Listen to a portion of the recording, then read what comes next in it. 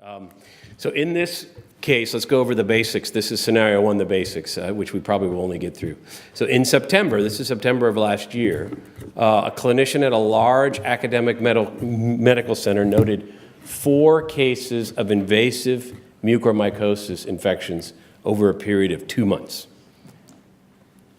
So what do you do to confirm if this constitutes an outbreak or not?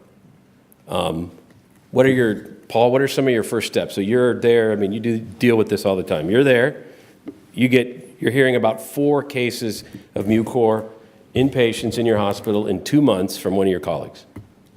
You have the mic? I think the first thing would be to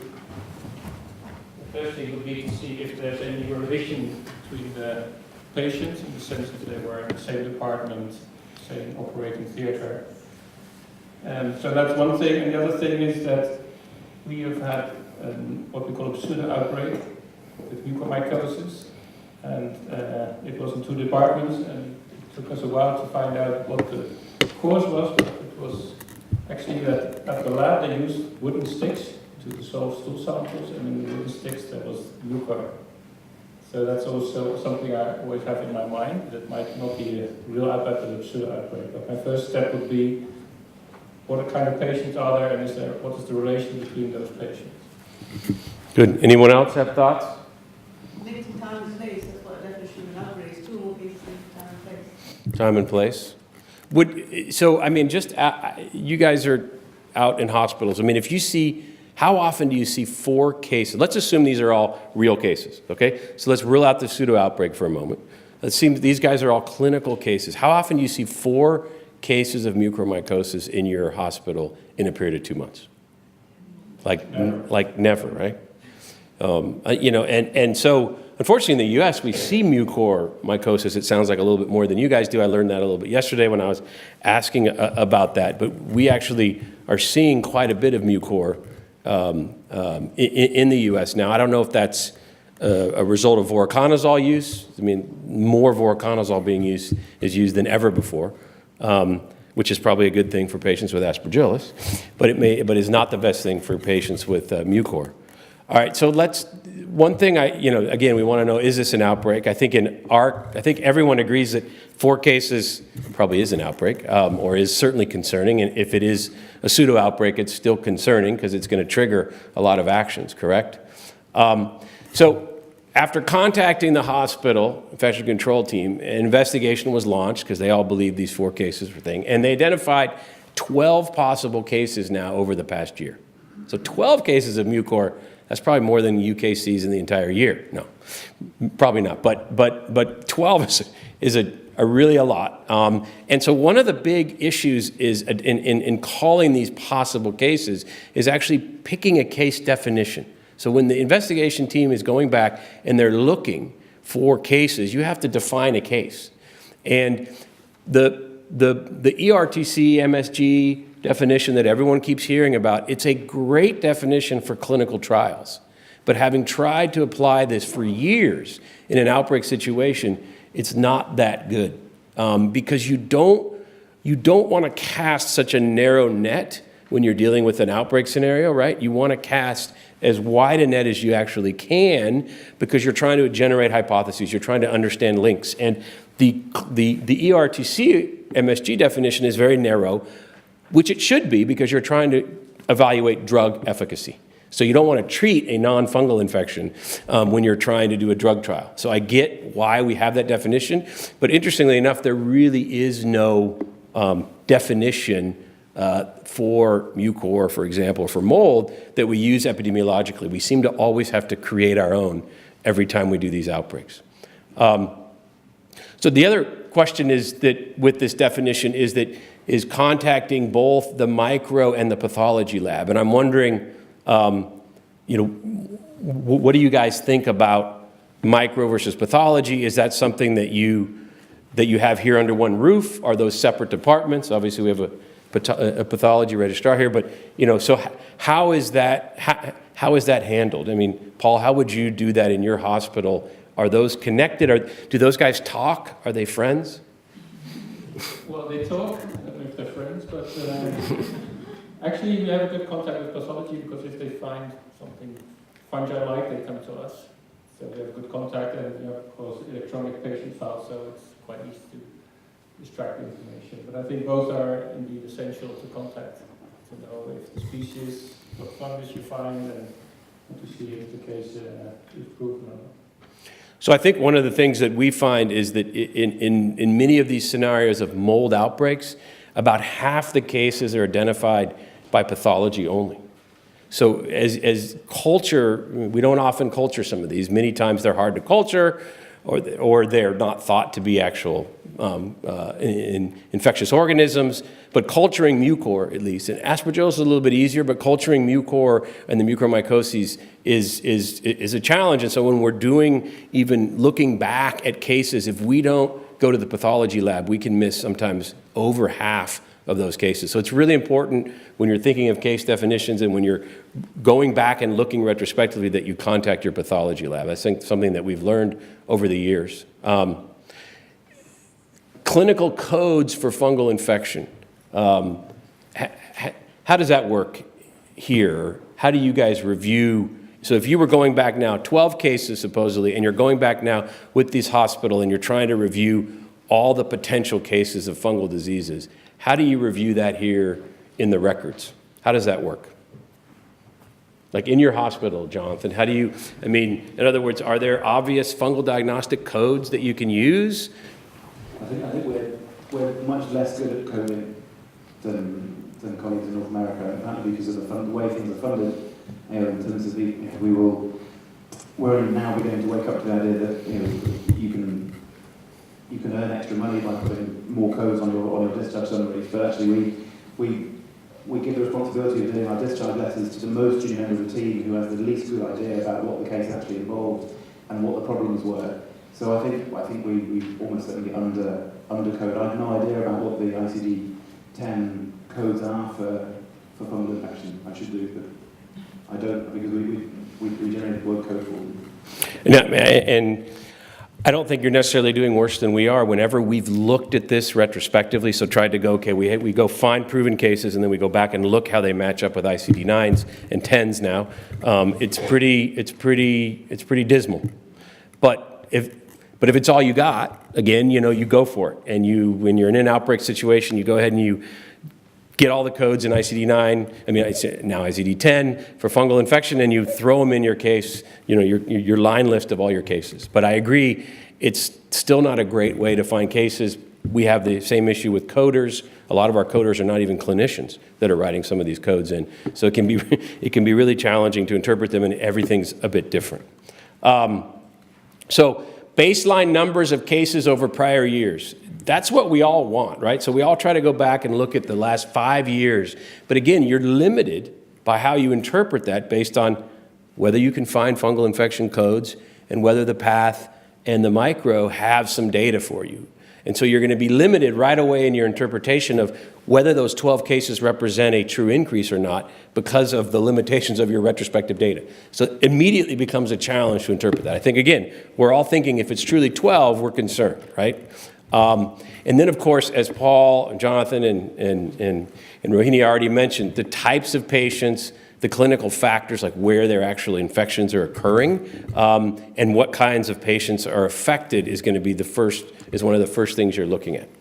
Okay, yeah, go ahead. You can interrogate the laboratory systems to get the answers that you need. And for something like this, I'm sure the lab will be happy to comply with it, both pathology and microbiology. Yeah, I think we've never had any issue getting the lab sort of involved in this. I think what's been interesting is the disconnect, at least in the U.S., between pathology and micro. They don't talk oftentimes at all, and yet for mold specifically, for sure for mold, you really need both to make any conclusion. So in UK pathology is like usually one centre, you get micro, histo, biochemistry, and with the modernisation agenda, it's like one super lab in different parts of the country, so everything's there. Yeah, that's helpful. For us, it's not that way at all. So you think this is a higher than usual number, right? 12. What are you going to do to protect? And this is something that came up in the optho. What are you going to do to protect the vulnerable patient populations as you continue to perform this investigation? Paul, you want to take a stab at that? 12 cases of Mucor in your hospital. You don't yet really know a lot about them epidemiologically. I mean, you're going to start learning about that. But you've identified 12 in path and micro. So you just know that there are 12 potential cases. What kind of recommendations as a clinician would you sort of be moving forward with, if any? Or would you just be watching and waiting and investigating? I think one question would be is it within one hospital ward or one group of patients, like hematology, or is it diffuse? I mean, that would be more difficult. If it's like a hematology population, I would think about giving prophylaxis in those patients. And what prophylactic agent would you use? Well, I would think posaconazole would be an option if it's mucormycosis, although you would have to get a high exposure in these patients, but that would be one of the options. Isobuconazole might also be an option, but I think posaconazole would be the easiest. And what would kick you over to really offering prophylaxis versus not? In other words, if you saw it in one defined group of patients, then that might push you to say, okay, for that defined group, let's say stem cell transplant patients, we're going to give all our new stem cells that are coming in to this hospital, we're going to give them posaconazole. If it was more diffuse, would you sort of be holding back? Yeah, I think if it's more diffuse, I wouldn't immediately start, because where does it end? I mean, if it's within a certain patient group, I think it's easier to foresee, and we know already that those patients already have a high risk of getting invasive fungal infection. But if it's more diffuse, and maybe also in internal medicine and other department, pediatrics, I think it becomes much more difficult to take decisions. You guys have thoughts, similar thoughts on prophylaxis, thoughts on how aggressive are you? I guess it's a bit like, you have to consider the consequences of the infection again. Again, it's not go back to the eye for these people who maybe need, if it is a defined population, they probably the decision to suspend a transplant list or a bone marrow list is a big one to take, because they are life-saving procedures, but equally you've got a life-threatening infection. It's not you're not looking at rates of catheter-associated bloodstream infection, you're looking at mucor, which is life-ending in a lot of these patients. So there's the balance of risk changes with it.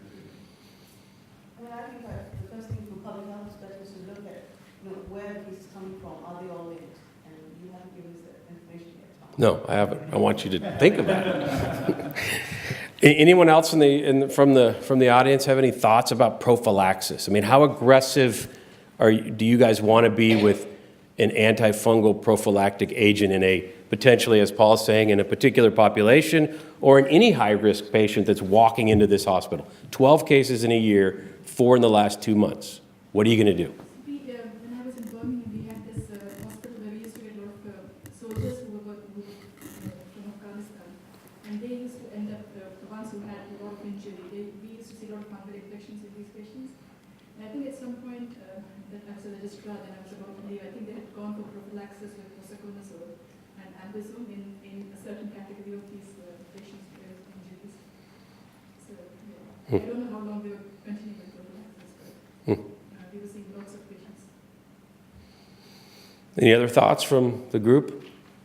No one feels strong. This is a question that we probably get at the CDC like every other week, because they want us to say prophylax, because then they feel, yeah, CDC is telling you to prophylax. But I think this is a really challenging question. Again, there's a lot of factors involved, and we'll give you a little more information as we go on.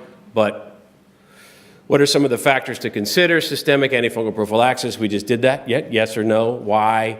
The types of patients, you guys brought all that up. What drug, how long? Paul brought that up as well. What about masking? What about masking people? So N95 or higher, if there's some construction or other exposures, would you have patients, if you didn't put them on prophylaxis, would you have patients mask as they're going to MRI, as they're leaving a bone marrow unit? Thoughts? Paul, Jonathan, anybody? I think it's a good idea, and that's what a lot of centers do with the problems with high breast cancer. I still feel we we lack some information here. You lack a lot of information, but Well, I mean, if you have patients who are in HEPA-filtrated rooms, and I mean, you think they're safe, but if the cases are in that patient population, you get worried if there's a big construction. I mean, those factors all have impact on how you decide on this, I think. And so we'll get to a little bit more information here in a second, but I'm trying to get you to think sort of out of the box. Messaging, I agree with you, Rohini, about what you said about Moorfields today. I mean, amazing to get the word out as much as they did to their patients. I think we struggle with this. But if you're the hospital CEO and there's 12 patients with Mucor, 4 in the last month in your hospital, you're still transplanting people, you're still doing stem cells transplants. This is a hospital with high-risk patients. Do you start telling your transplants coming in about this problem? I mean, it's going to get into the press, I can tell you. It always does. And so what is the messaging? How would you message that to the patients? Well, I think you have to message it, because well, in England we have got this new thing called a duty of candor, where we have to, so there's ethics and informed consent, and we have to tell all patients actually, it's just getting into this discussion. And it's also how you do it, be variable. You get your comms team involved, and you get your state public health people together, and your infection control team do it together. And what would be the impetus? So if you had one case, probably no.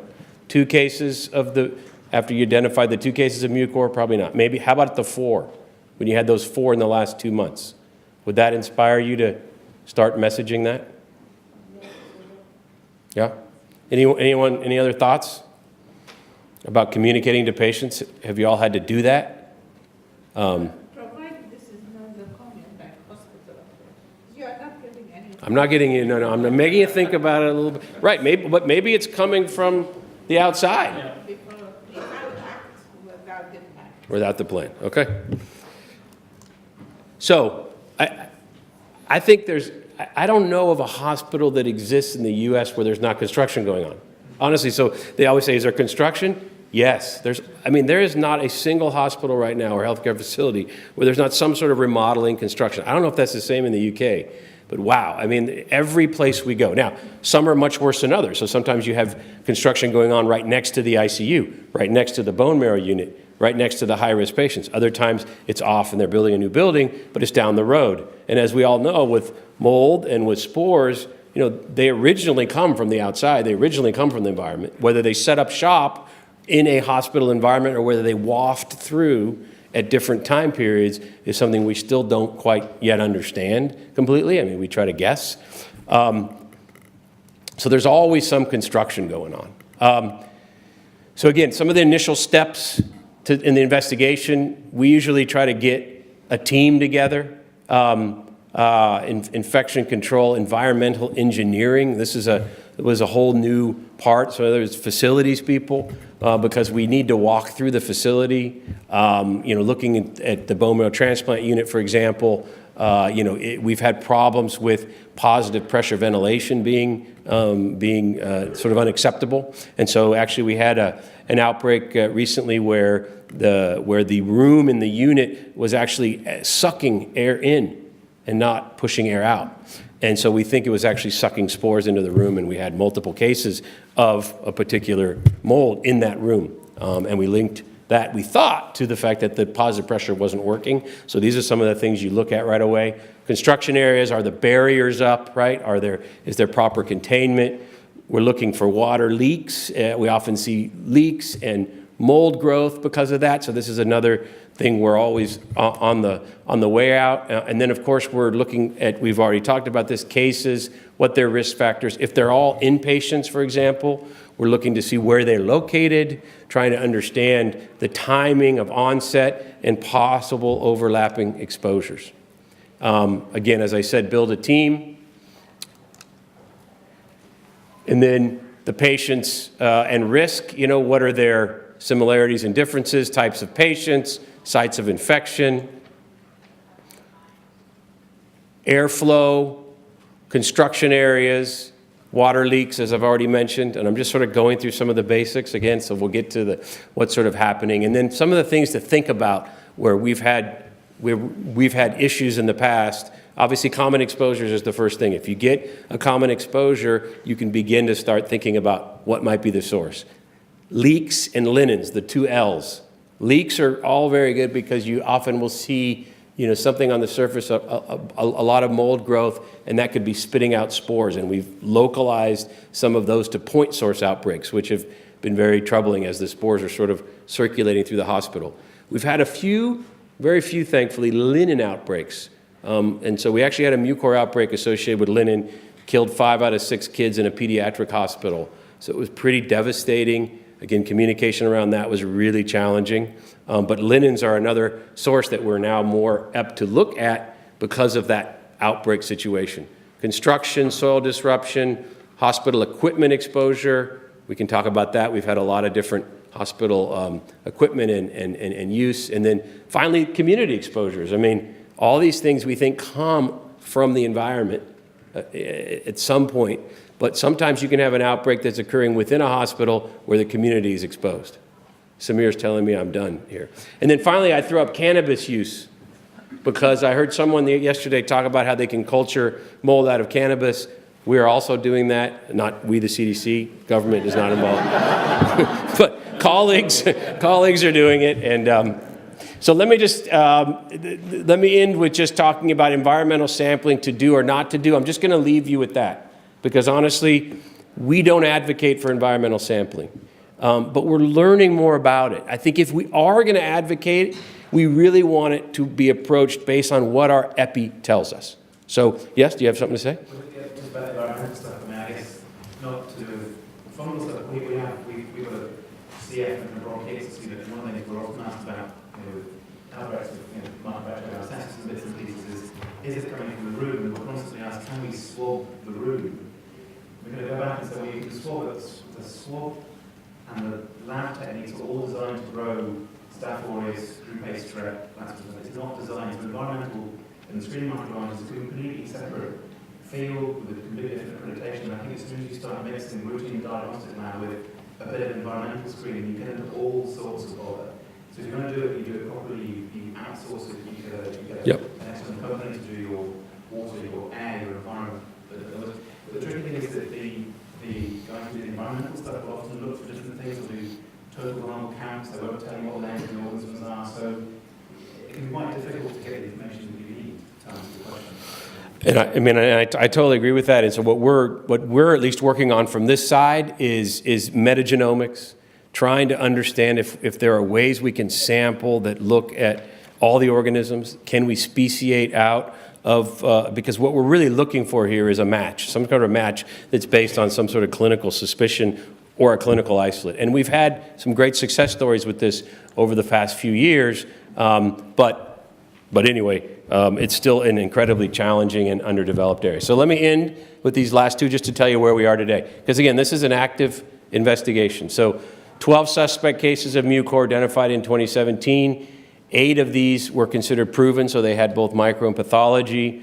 6 of the 8 proven were related closely in time, August through October of 2017. By comparison, the annual number of proven cases during 2010 to 2016 ranged from 1 to 7, which probably still would be high here, but you can see that we're seeing somewhat mean of 4 cases a year of mucor, which I think in some hospitals they'd be like 4. That's way too high.